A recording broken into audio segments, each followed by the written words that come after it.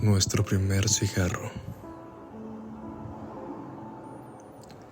Ninguna época de mayor alegría que la que nos proporcionó a María y a mí nuestra tía con su muerte.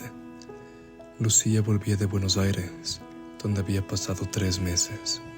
Esa noche, cuando nos acostábamos, oímos que Lucía decía a mamá: «Qué extraño, tengo las cejas hinchadas». Mamá examinó seguramente las cejas de nuestra tía, pues después de un rato contestó: «Es cierto, ¿no sientes nada?» «No, sueño». Al día siguiente, hacia las 2 de la tarde, notamos de pronto fuerte agitación en casa, puertas que se abrían y no se cerraban, diálogos cortados de exclamaciones y semblantes asustados. Lucía tenía viruela, y de cierta especie hemorrágica que había adquirido en Buenos Aires. Desde luego, a mi hermana y a mí nos entusiasmó el drama. Las criaturas tienen casi siempre la desgracia de que las grandes cosas no pasen en su casa. Esta vez nuestra tía, casualmente nuestra tía, enferma de viruela. Yo, chico feliz, contaba ya en mi orgullo la amistad de un agente de policía y el contacto con un payaso que, saltando las gradas, había tomado asiento a mi lado. Pero ahora el gran acontecimiento pasaba en nuestra propia casa, y al comunicarlo al primer chico que se detuvo en la puerta de calle a mirar, había ya en mis ojos la vanidad con que una criatura de riguroso luto pasa por primera vez ante sus vecinillos atónitos y envidiosos. Esa misma tarde salimos de casa, instalándonos en la única que pudimos hallar con tanta premura, una vieja quinta de los alrededores. Una hermana de mamá, que había tenido viruela en su niñez, quedó al lado de Lucía. Seguramente en los primeros días mamá pasó crueles angustias por sus hijos que habían besado a la virulenta, pero en cambio nosotros, convertidos en furiosos Robinsones, no teníamos miedo para acordarnos de nuestra tía. Hacía mucho tiempo que la quinta dormía en su sombrío y húmedo sosiego, naranjos blanquecinos de diaspis, duraznos rajados en la horqueta, membrillos con aspecto de mimbres, higueras rastreantes a fuerza de abandono. Aquello daba, en su tupida hojarasca que ahogaba los pasos, fuerte sensación de paraíso terrenal. Nosotros no éramos precisamente Adán y Eva, pero sí heroicos Robinsones, arrastrados a nuestro destino por una gran desgracia de familia, la muerte de nuestra tía, acaecida 4 días después de comenzar nuestra exploración.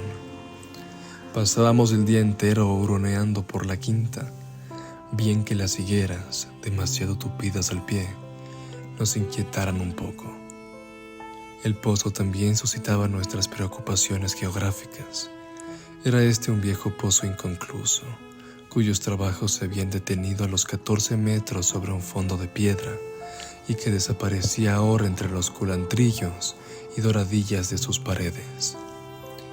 Era, sin embargo, menester explorarlo, y por vía de avanzada logramos con infinitos esfuerzos llevar hasta su borde una gran piedra. Como el pozo quedaba oculto tras un macizo de cañas, nos fue permitida esta maniobra sin que mamá se enterase. No obstante, María, cuya inspiración poética privó siempre en nuestras empresas, obtuvo que aplazáramos el fenómeno hasta que una gran lluvia, llenando a medias el pozo, nos proporcionara satisfacción artística a la par que científica. Pero lo que sobre todo atrajo nuestros asaltos diarios fue el cañaveral. Tardamos 2 semanas enteras en explorar, como era debido a aquel diluviano enredado de varas verdes, varas secas, varas verticales, varas oblicuas, varas atravesadas, varas dobladas hacia tierra. Las hojas secas, detenidas en su caída, entretejían el macizo, que llenaba el aire de polvo y briznas al menor contacto. Aclaramos el secreto, sin embargo, y sentados con mi hermana en la sombría guarida de algún rincón, bien juntos y mudos en la semioscuridad, gozamos horas enteras del orgullo de no sentir miedo, Fue allí donde una tarde, avergonzados de nuestra poca iniciativa, intentamos fumar. Mamá era viuda. Con nosotros vivían habitualmente 2 hermanas suyas, y en aquellos momentos un hermano, precisamente el que había venido con Lucía de Buenos Aires. Nuestro tío de 20 años, muy elegante y presumido, habíase atribuido sobre nosotros cierta potestad que mamá, con el disgusto actual y su falta de carácter, fomentaba. María y yo, por de pronto, profesábamos cordialísima antipatía al padrastrillo. Te aseguro, decía él a mamá, señalándonos con el mentón, que desearía vivir siempre contigo para vigilar a tus hijos. Te van a dar mucho trabajo. Déjalos, respondía mamá, cansada. Nosotros no decíamos nada, pero nos mirábamos por encima del plato. A este severo personaje, pues, habíamos robado un paquete de cigarrillos, y aunque nos tentaba iniciarnos súbitamente en la viril virtud, esperamos el artefacto. Este artefacto consistía en una pipa que yo había fabricado con un trozo de caña, por depósito, una varilla de cortina, por boquilla y por cemento, masilla de un vidrio recién colocado. La pipa era perfecta, grande, liviana y de varios colores. En nuestra madriguera del cañaveral cargámosla María y yo con religiosa y firme unción. 5 cigarrillos dejaron su tabaco adentro, y sentándonos entonces con las rodillas altas, encendí la pipa y aspiré. María, que devoraba mi acto con los ojos, notó que los míos se cubrían de lágrimas. Jamás había visto ni verá cosa más abominable. Deglutí, sin embargo, valerosamente la nauseosa saliva. ¿Rico?, me preguntó María ansiosa, tendiendo la mano.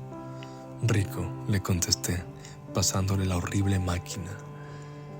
María chupó, y con más fuerza aún. Yo, que la observaba atentamente, noté a mi vez sus lágrimas y el movimiento simultáneo de labios, lengua y garganta, rechazando aquello. Su valor fue mayor que el mío. «Es rico», dijo con los ojos llorosos y haciendo casi un puchero, y se llevó heroicamente otra vez de la boca la varilla de bronce. Era inminente salvarla.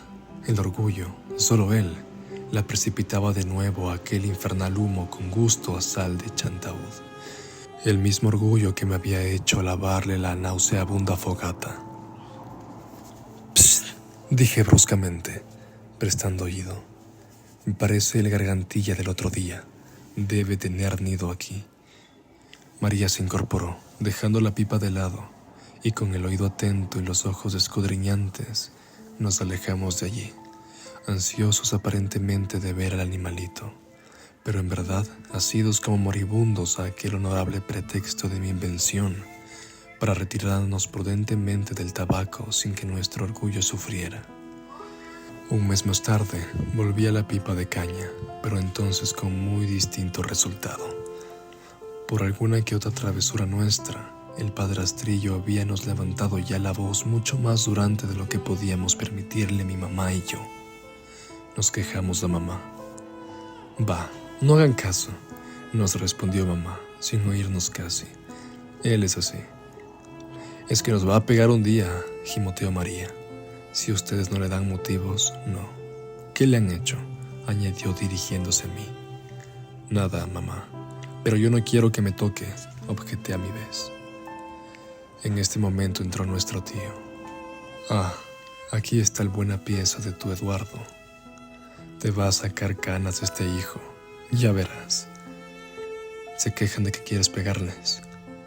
«¿Yo?», exclamó el padrastrillo midiéndome. «No lo he pensado aún, pero en cuanto me faltes el respeto».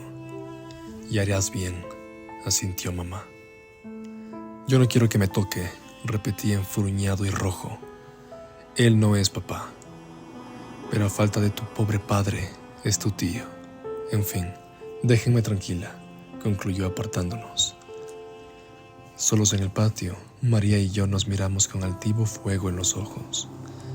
«Nadie me va a pegar a mí», asenté. No, ni a mí tampoco, apoyó ella, por la cuenta que le iba. Es un sonso. Y la inspiración vino bruscamente, y como siempre, a mi hermana, con furibunda risa y marcha triunfal. Tío Alfonso es un sonso. Tío Alfonso es un sonso. Cuando un rato después tropecé con el padrastrillo, me pareció, por su mirada, que nos había oído. Pero ya habíamos planteado la historia del cigarro pateador, pero ya epíteto a la mayor gloria de la mula Maud. El cigarrillo pateador consistió, en sus primeras líneas elementales, en un cohete que, rodeado de papel de fumar, fue colocado en el atado de cigarrillos que tío Alfonso tenía siempre en su velador, usando de ellos a la siesta. Un extremo había sido cortado a fin de que el cigarro no afectara excesivamente al fumador. Con el violento chorro de chispas había bastante, y en su total, todo el éxito estribaba en que nuestro tío, adormilado, no se diera cuenta de la singular rigidez de su cigarrillo. Las cosas se precipitaban a veces de tal modo que no hay tiempo ni aliento para contarlas. Solo sé que el padrastrillo salió como una bomba de su cuarto, encontrando a mamá en el comedor. «Ah, estás acá. ¿Sabes lo que han hecho? Te juro que esta vez se van a acordar de mí. Alfonso». «¿Qué? No faltaba más que tú también. Si no sabes educar a tus hijos, yo lo voy a hacer». Al oír la voz furiosa del tío, yo, que me ocupaba inocentemente con mi hermana en hacer rayitas en el brocal del albije, evolucioné hasta entrar por la segunda puerta en el comedor y colocarme detrás de mamá. El padrastrillo me vio entonces y se lanzó sobre mí. «Yo no hice nada», grité. «Espérate», rugió mi tío, corriendo tras de mí alrededor de la mesa. «Alfonso, déjalo. Después te lo dejaré. Yo no quiero que me toque. Vamos, Alfonso, pareces una criatura». Esto era lo último que se podía decir al padrastrillo. Lanzó un juramento y sus piernas en mi persecución con tal velocidad que estuvo a punto de alcanzarme, pero en ese instante yo salía como de una onda por la puerta abierta y disparaba hacia la quinta con mi tío detrás. En 5 segundos pasamos como una exhalación por los durazneros, los naranjos y los perales, y fue en este momento cuando la idea del pozo y su piedra surgió terriblemente nítida. «No quiero que me toque», grité aún. «Espérate». En ese instante llegamos al cañaveral. «Me voy a tirar al pozo», aullé para que mamá me oyera. «Yo soy el que te va a tirar». Bruscamente desaparecía sus ojos tras las cañas, corriendo siempre. Di un empujón a la piedra exploradora que esperaba una lluvia y salté de costado, hundiéndome bajo la hojarasca. Tío desembocó enseguida, a tiempo que, dejando de verme, sentía ya en el fondo del pozo el abominable zumbido de un cuerpo que se aplastaba. El padrastrillo se detuvo, totalmente lívido. Volvió a todas partes sus ojos dilatados y se aproximó al pozo. Trató de mirar adentro, pero los culantrillos se lo impidieron. Entonces pareció reflexionar, y después de una lenta mirada al pozo y sus alrededores, comenzó a buscarme. Como desgraciadamente para el caso, hacía poco tiempo que el tío Alfonso cesara a su vez de esconderse para evitarlos cuerpo a cuerpo con sus padres. Conservaba aún muy frescas las estrategias subsecuentes e hizo por mi persona cuanto era posible hacer para hallarme. Descubrió enseguida mi cubil, volviéndome pertinazmente a él con admirable olfato, pero aparte de que la hojarasca diluviana me ocultaba del todo, el ruido de mi cuerpo estrellándose obsediaba a mi tío, que no buscaba bien, en consecuencia. Fue pues resuelto que yo yacía aplastado en el fondo del pozo, dando entonces principio a lo que llamaríamos mi venganza póstuma. El caso era bien claro. ¿Con qué cara mi tío contaría a mi mamá que yo me había suicidado para evitar que él me pegara? Pasaron 10 minutos. «Alfonso», sonó de pronto la voz de mamá en el patio. «Mercedes», respondió aquel tras una brusca sacudida. Seguramente mamá presintió algo, porque su voz sonó de nuevo, alterada. «¿Y Eduardo? ¿Dónde está?», agregó avanzando. «Aquí, conmigo. contestó riendo.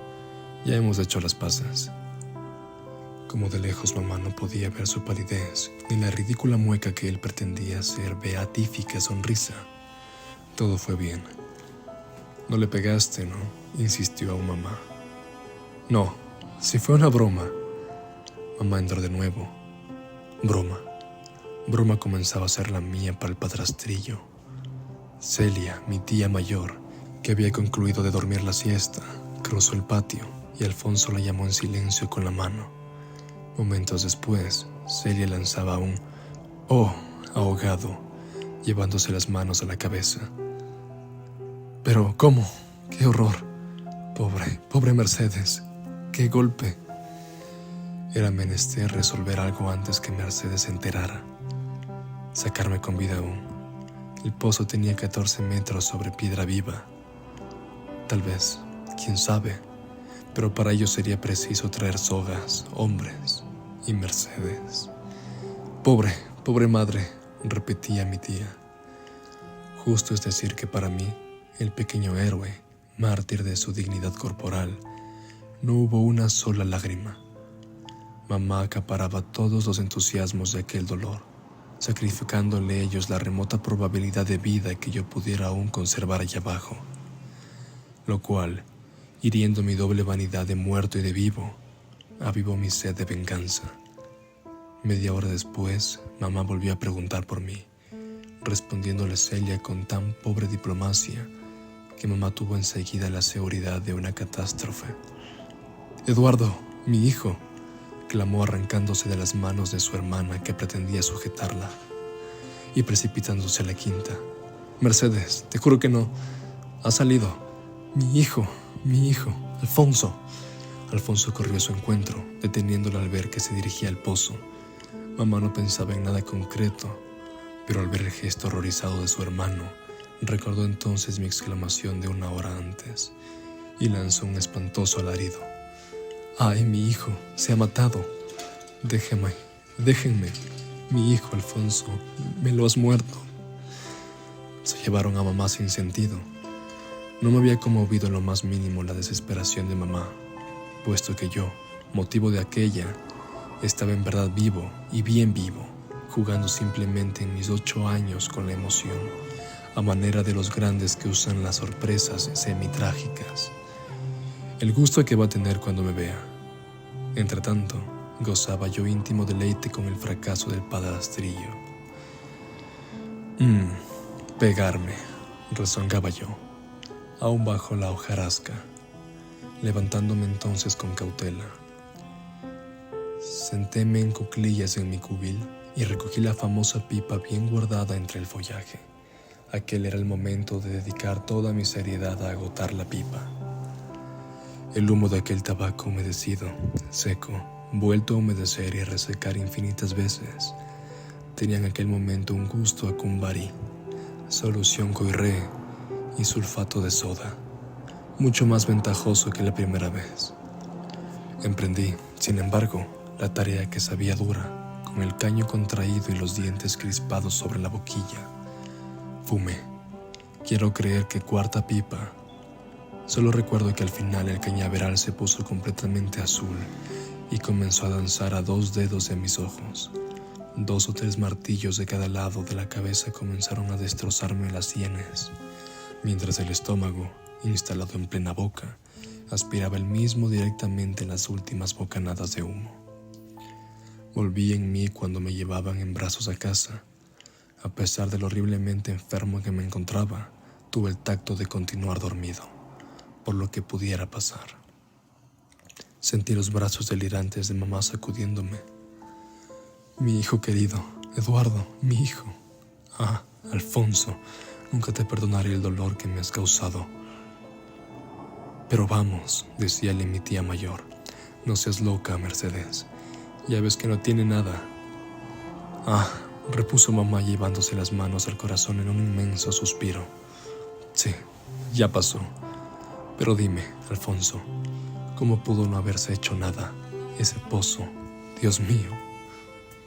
El padrastrillo, quebrantado a su vez, habló vagamente de desmoronamiento, tierra blanda, prefiriendo dejar para un momento de mayor calma la solución verdadera, mientras la pobre mamá no se percataba de la horrible infección de tabaco que exhalaba su suicida. Abrí al fin los ojos, me sonreí y volví a dormirme, esta vez honrada y profundamente. Tarde ya, el tío Alfonso me despertó. ¿Qué merecerías que te hiciera?, me dijo con sibilante rencor. Lo que es mañana, le cuento todo a tu madre y ya verás lo que son gracias. Yo veía aún bastante mal, las cosas bailaban un poco y el estómago continuaba todavía adherido a la garganta. Sin embargo, le respondí: si le cuentas algo a mamá, lo que de esta vez te juro que me tiro. Los ojos de un joven suicida que fumó heroicamente su pipa expresan acaso desesperado valor. Es posible que sí.